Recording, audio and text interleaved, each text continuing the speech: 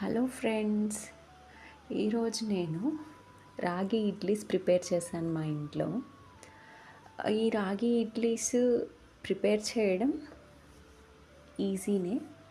So ఈ రెసిపీకి నేను 2 cups రాగులు తీసుకున్నాను. డైరెక్ట్గా రాగి పిండి కాకుండా రాగి గింజలు ఉంటాయి కదా, అవి తీసుకున్నాను. 2 కప్పుల రాగులకి 1 కప్పు మినప్పప్పు తీసుకున్నాను. ఇవన్నీ ఓవర్ నైట్ సోక్ చేసుకొని పిండి వేసుకొని ఫర్మెంట్ చేసి పెట్టుకున్నాను. మీకు ఇష్టం ఉంటే కొంచెం మెంతులు కూడా యాడ్ చేసుకోవచ్చు.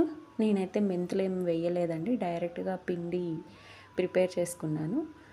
ఆ నైట్ అంతా ఫర్మెంట్ చేసి పెట్టాను పిండి. మార్నింగ్ నేను ఇడ్లీస్ వేశాను.